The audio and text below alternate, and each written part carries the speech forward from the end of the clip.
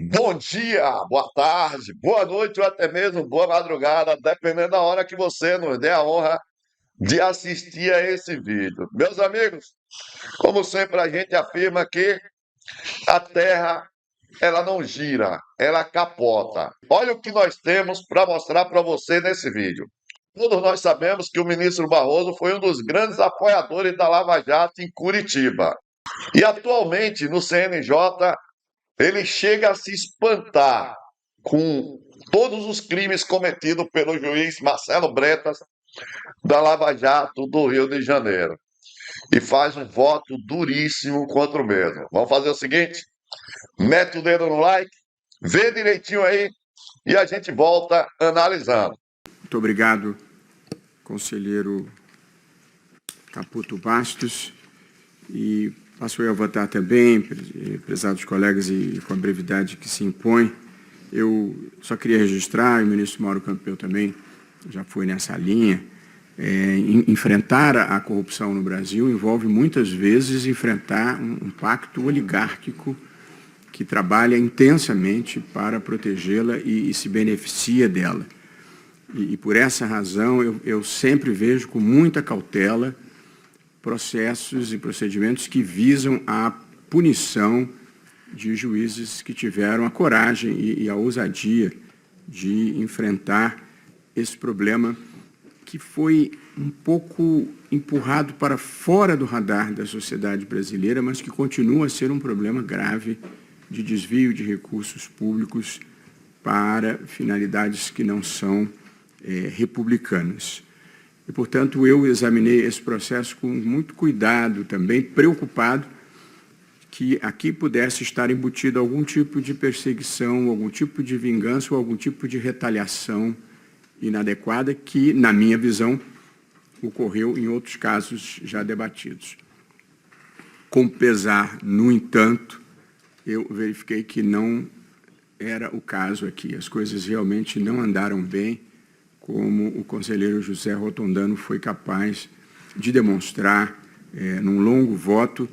E eu destaquei aqui, prezados colegas, com muita brevidade, os fatos que mais me impressionaram no voto do conselheiro Rotondano e que me levam à convicção de que aqui não há nada de errado na busca pela punição, os erros foram cometidos pelo próprio juiz, ele mesmo buscando punições. No PAD 1819, na minha visão, ficou claramente comprovada uma relação imprópria entre o juiz e o advogado Nilton Dias Ferreiro Filho, em condutas relacionadas a uma exploração de prestígio, bem como também um tratamento inusual e a concessão de acesso ilegal a informações sigilosas ao advogado. Esses são dois pontos que chamaram a minha atenção. Acrescido do depoimento que eu até pedi ao conselheiro Rotondano que confirmasse, em que o advogado afirmou que informou ao juiz que ele estava sendo vendido e ainda assim ele tratou com indiferença esse fato. Às vezes pode acontecer na vida de qualquer juiz de alguém indevidamente estar vendendo o juiz. Muitas vezes é possível adivinhar o que o juiz vai fazer e o sujeito vende o que já sabia que ia acontecer.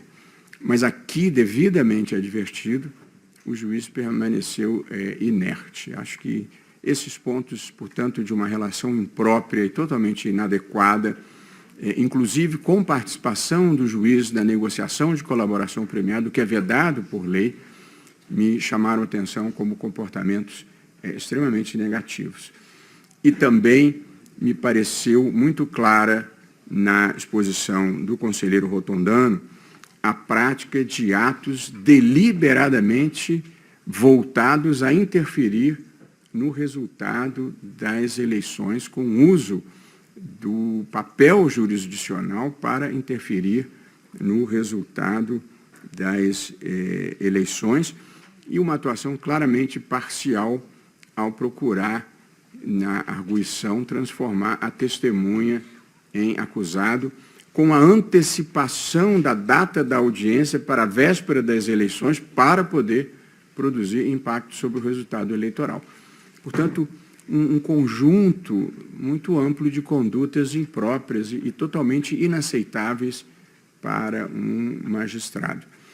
No terceiro PAD, que foi o único que eu tive dúvida, por conta da divergência trazida pelo conselheiro Pablo Coutinho Barreto, que é sempre muito cuidadoso e muito técnico, e havia me chamado a atenção o fato de que a busca e apreensão aqui discutida havia sido requerida pelo Ministério Público, e busca e apreensão normalmente é e deve ser tratada como um ato jurisdicional, uma decisão aplicável ao caso concreto e devidamente fundamentada.